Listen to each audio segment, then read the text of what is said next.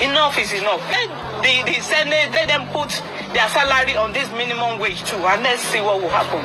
Hey guys, welcome once again to Think Tank TV. Now, in the wake of the minimum wage saga rocking the nation of Nigeria, reactions are continually trailed the leaked document showing the over-bloated salaries and allowances of senators in Nigeria who goes home with an average of 29 to 30 million naira. Yes, the words of Mrs. Betty, who is the chairman of the medical and health workers in Nigeria, has gained significant media traction after she said that the senator should also be put on the minimum wage, as the over-bloated salaries being paid to them is obviously making them to become ignorant with the current realities Nigerians are facing. I'd like us to jump right into the studios of Arise News so that we can hear directly from Dr. Reuben Abati, Rufai Useni, Ayo and Ojeh Okpe, who has dismantled the nitty-gritties surrounding this document, showing that a senator in Nigeria is earning about 29 million naira. Please intentionally do to drop your thoughts in the comment section. Let's get to know what you think about these reactions, and we shall continually be here to serve you. Don't go anywhere. I'll be coming back to give my thoughts about it. Take a look. When you get paid within 2-3 days, the salary is nowhere to be found. Is that not Yayipo? They said round table, NLC, TUC, they have been, deliberating on this round table for so long. They didn't feel that they should be putting 200 today, 300 tomorrow, 500 the next day for a minimum wage. It is enough.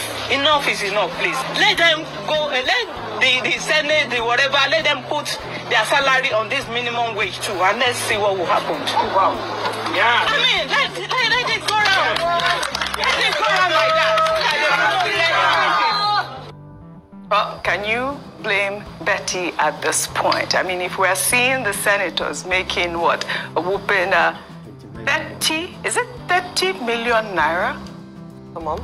Yeah. Yes. I mean, the National Assembly per month. If you're seeing them earning that amount of money, I mean, why wouldn't Nigerians agree with Labour at this point? I mean, we've talked about the fact that, the policies that President Bola Ahmed Tinubu put into action when he came into power, has really caused the inflation that we're experiencing now. But having said that, these negotiations have been going on for a year.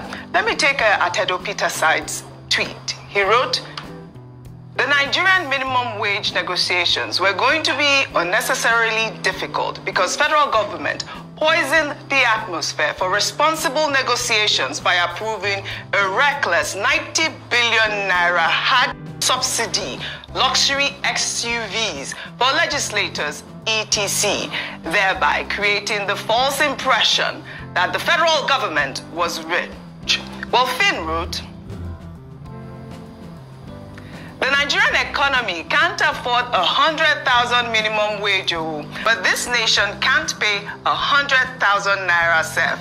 We have not grown wealth to afford 100,000 naira a month.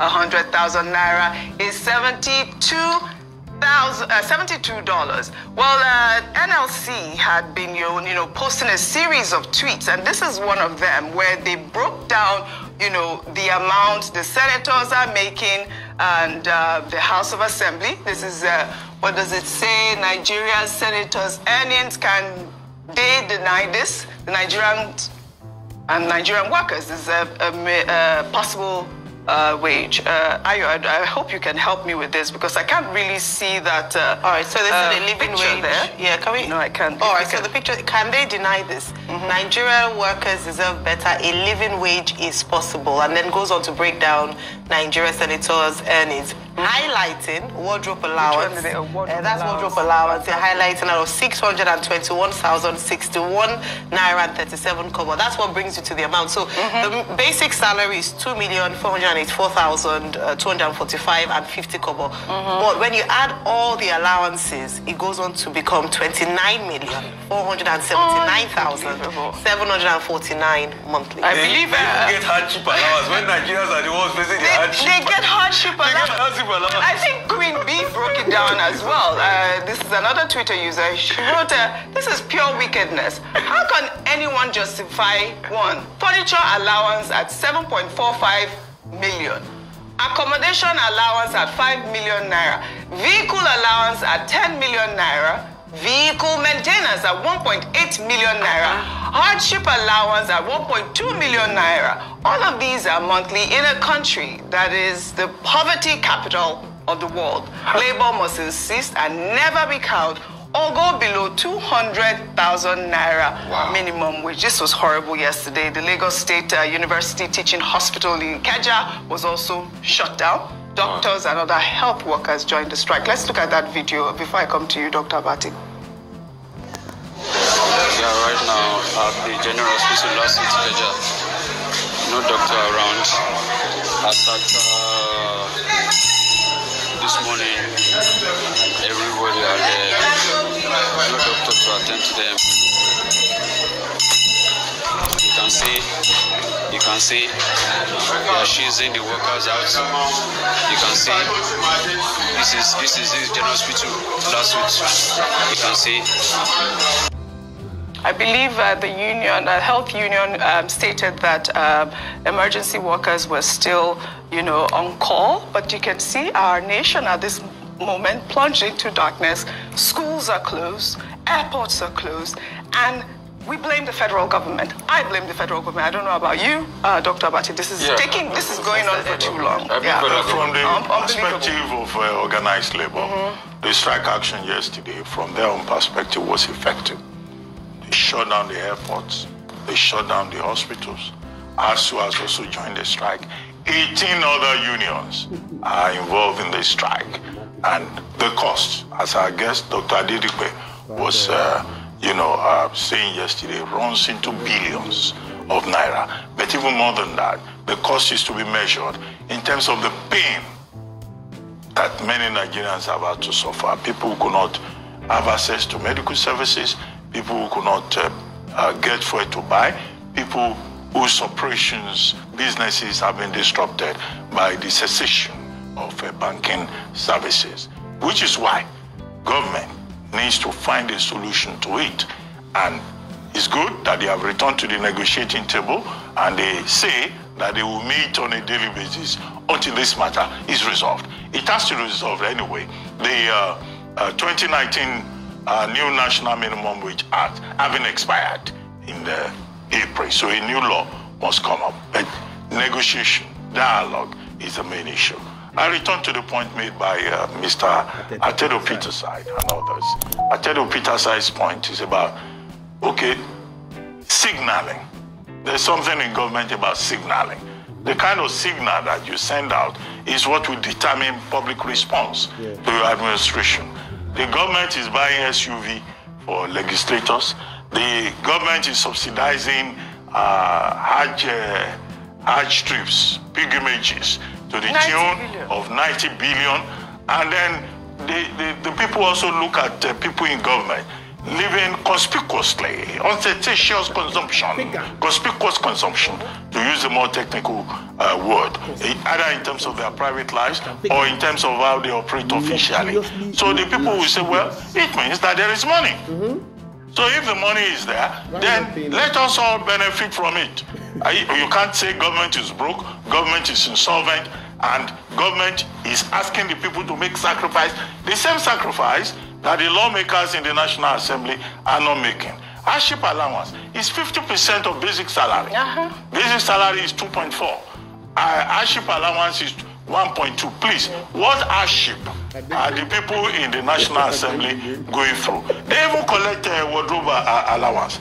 And their wardrobe allowance is about 20% of basic salary, 621,000 for wardrobe. Wardrobe allowance. Motor vehicle allowance is 40% of basic salary. The same vehicles bought by Nigerians for them, they are also collecting 40% to maintain it. In fact, they even have something called entertainment allowance. 30% of basic salary, running into almost 900,000. These lawmakers are collecting on our behalf, to enjoy pepper soup and jollof rice. And so Nigerians will say, what the heck? And you can't even pay 30,000 naira.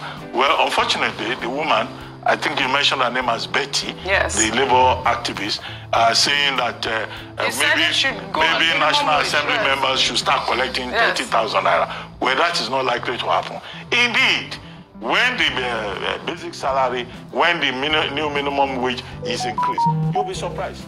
They will no longer collect 29.9 million per month. It will go up. Nonsense. In fact, they will even benefit more from it. But and then you have, again, the promotion of inequity, of inequality in this Nigerian environment. Yes. They say we should make sacrifice, but the people in government are not ready to sacrifice. They should make sacrifices, but they shouldn't also politicize this. Rufai, I would like to take Ayo and Ojeh's tweet.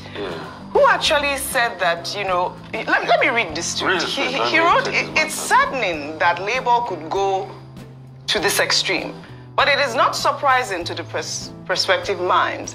Labour is harming the Nigerian people they claim to be fighting for. Today, many sick Nigerians could not access medical care at government hospital, not even with critical medical conditions. It appears Labour is playing politics by other means. Many of the affiliates of the two central unions, NLC and TUC, are members and supporters of the Labour Party. They logically bear ill will and grudges against the Tinubu administration. What is clear is that the issue they claim to be fighting for cannot be resolved by blackmail or sabotage. They cannot even be resolved by the federal government unilaterally. The Labour leaders will still have to return to the negotiating table for a year. One whole year. Ojeh, Mr. Naduka used the word blackmail. He's the one blackmailing. I mean, when the APC government now and the APC politicians were in bed with Labour and they were fighting Jonathan's government, Dr. Abati then, Labour was good then, Abi. They did not know that part of the bastardization of the civil society space was when the civil society space went in cahoots. And these things I'm saying, we should note it, went in cahoots with the opposition then to bastardize and shut down this country for 2 weeks. What did Mr. Naduka say about it then? Because if we want to play this game of equivalence, let's play it. Day one, strike pending. They will probably have the strike very soon. They shut this country down for 2 weeks. There was nothing wrong with it then. So if you want to play this game of blackmail, you should have a game on me. Let's play this game of Teddy Picker together. Let's be picking Teddy. Nigerians don't learn. Ojeh, you see, the docility of the followership in Nigeria is an important ingredient in the hands of politicians. And except Nigerians' eye clear, they will keep hitting us and doing us wayo every time. I ask you a question now. Today is not today. I'll take you back historically. In 2007, there was a scandal that happened called the Furniture Allowance Scandal by Olubomiete. Patricia Olubomiete was the Speaker of the House of Rep, was said to have appropriated close to $500 billion to herself for furniture allowance. This same furniture allowance, 2007 to now, is going to 20 years. Did anything change? No. The lawmakers are still collecting all the allowance. Because these politicians know that Nigerians will just shout on the page of the newspaper. They will just shout on media. Rufai will talk, spit will dry in his mouth, he retire. And they will move on.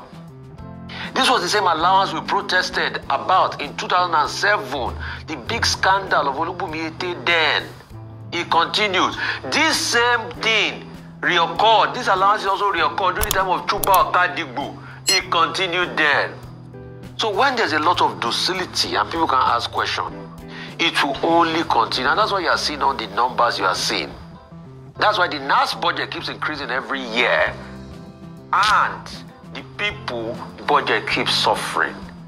Yes, we've heard all the arguments. We know Labour too can meet them halfway.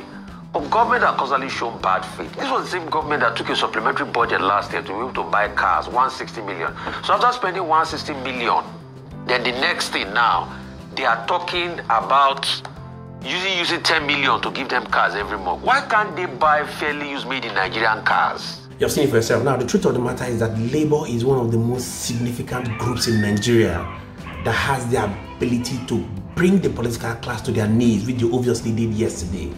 And the truth of the matter is that the Nigerian government has lived a lie for a very long time without facing the realities of what an average Nigerian is going through. Now, in the midst of this whole economic saga, what baffled me the most is the fact that the Nigerian government went ahead to increase taxes.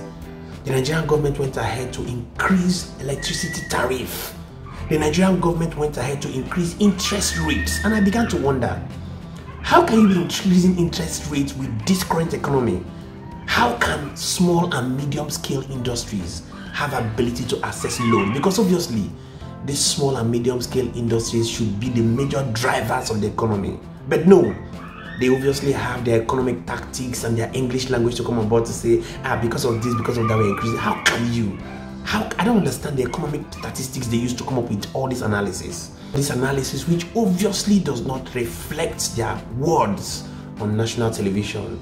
Recall the Nigerian government has always been saying that Nigerians should be cautious, Nigerians should manage, that there is no money. But obviously, their disposition by the way they spend on themselves does not ever show that the nation does not have money.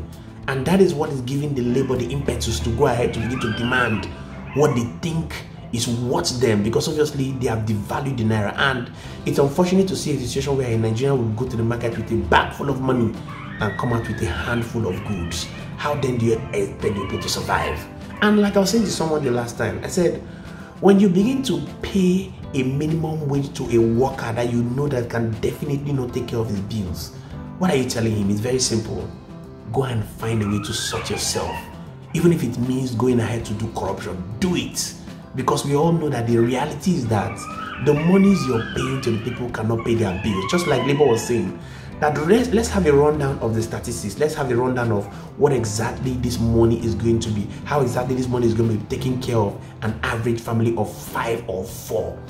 Just like we had the analysis right now of the senators who have shown the way their emolument goes. This is for salary, this is for newspaper, this is for vehicle maintenance. Give us a rundown of what your expectation is with the current economy the Nigerian nation is facing. And unfortunately, the federal government went ahead to dilly and bypass all those negotiation tools, which should be a very realistic point to look at, because you should be able to say this is what this money can take care of. And the Labour was saying that the only thing they're demanding is let it be that an average Nigerian can earn money that will be able to feed their family without meat. Well, having said that, we all know about the fact that just information reaching us right now has it that the Nigerian Labour Congress has called off the strike. And I just hope that for 1 week, as it were, and I just hope that within this 1 week, the negotiations on the minimum wage will obviously be trashed out once and for all so that the economy can bounce back to reality.